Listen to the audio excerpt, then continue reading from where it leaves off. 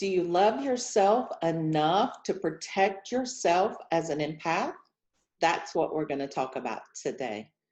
For the best empowerment tips that are going to help you align and connect and live your soul purpose every day, make sure that you subscribe and hit the bell so that you get notified when I upload new content every Wednesday.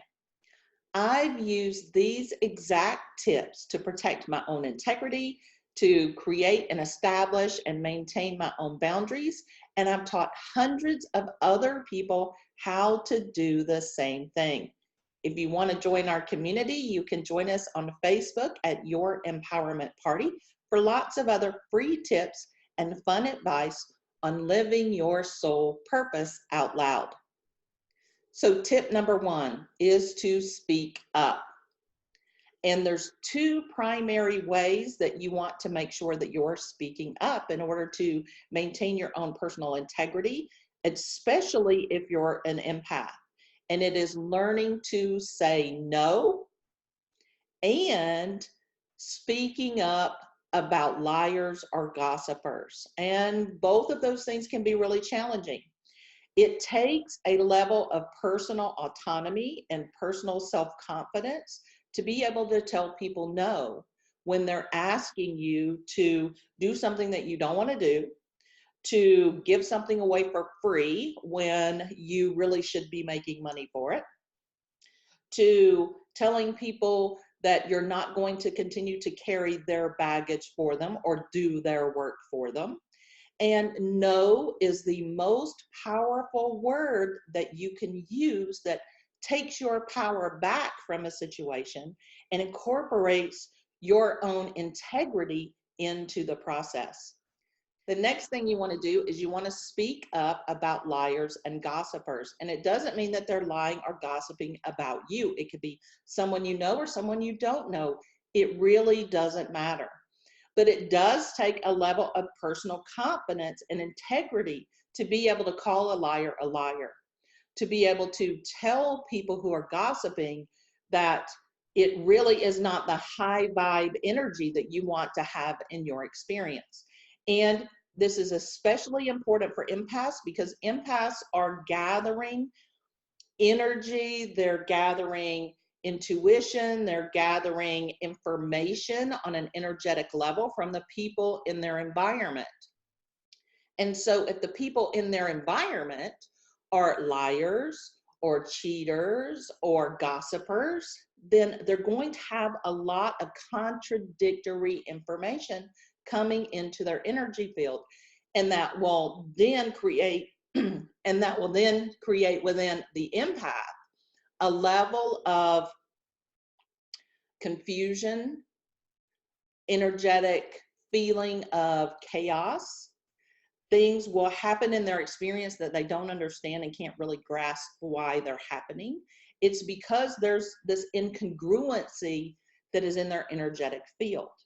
And so it's important for us all to understand, and I am an empath too, it's important for all of us to understand that the energy that we have in our experience impacts what we are attracting into our lives through the law of attraction.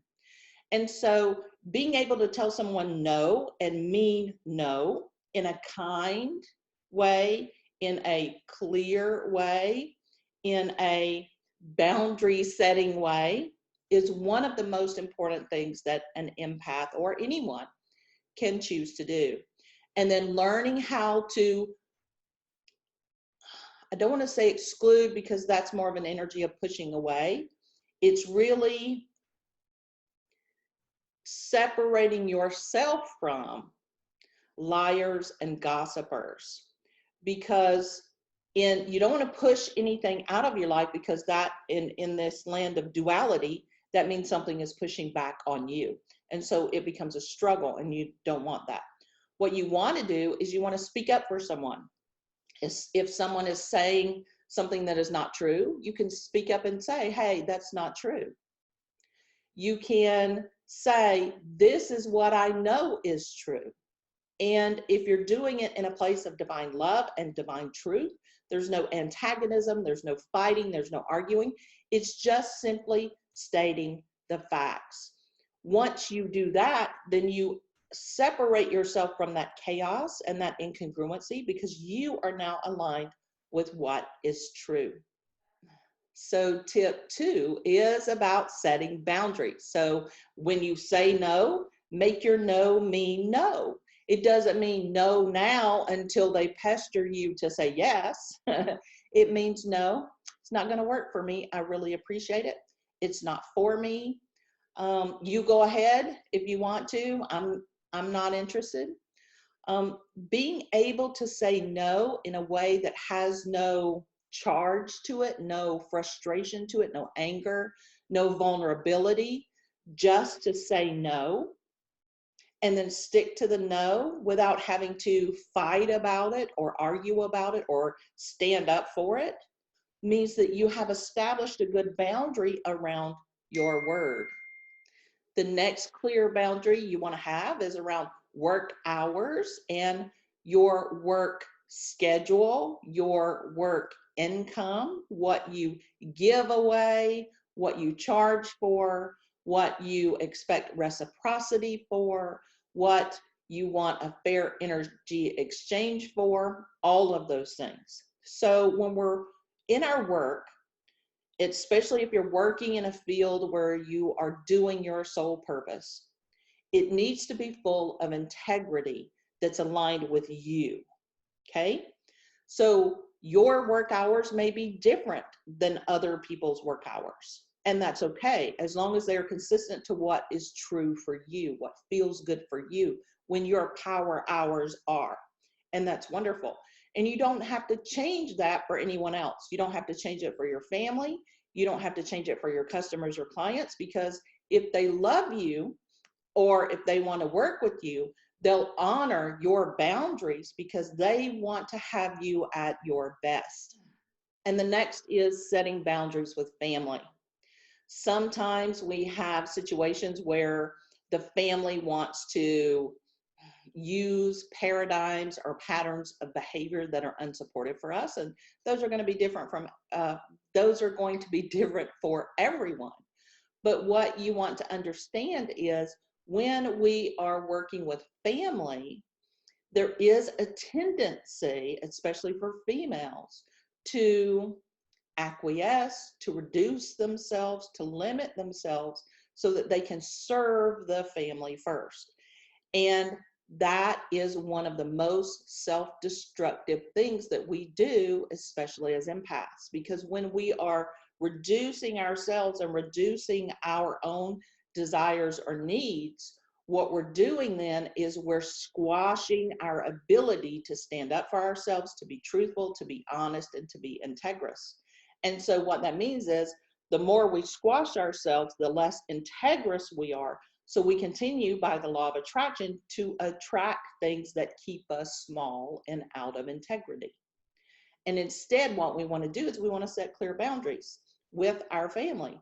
And if you have an experience where you have relationships with family members that have been contentious, that have been problematic, that cause you discomfort or pain or misery or any fear, any of those things, you have the ability and the responsibility to set clear boundaries about what you're willing to accept in your experience and what you're not. And again, it's not something that you're going to argue about. It just simply is. There's no attachment. There's no fighting about it. It's just, look, here are my boundaries. And this is the way it's going to be. And if you don't want to work within those boundaries, then we're just not going to have consistent communications or interactions or be in each other's presence. And that's okay. And tip number 3 is take care of yourself first. And this really should be all of the steps because taking care of yourself, especially as an empath, is so important. And boundaries are part of your self-care. But you also need to make sure that you are giving from your overflow and filling your cup up first. So you have a cup of needs, of desires, of wants, of expectations. And if your cup of these wants and needs and desires and expectations are not being filled, you don't have anything to give to other people. So what you want to do is you want to very carefully understand, what is it do I want in this relationship? Because you have a relationship cup. What is it that I want in my career? Because you have a separate career cup. What is it that I want in my health and wellness? Because you have a health and wellness cup. And what you want to do is you want to decide, what is it that I want, and put those things in your cup and begin to consistently show yourself the kind of love and commitment so that your cup begins to fill up. And once your cup fills up and begins to overflow, the overflow is what you share with other people.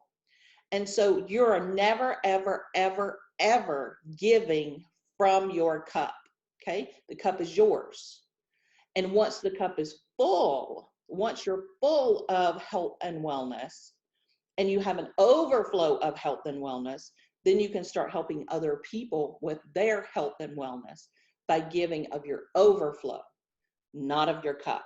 And the same with your career, with your relationships, with your love life, with your self-care, all of those things.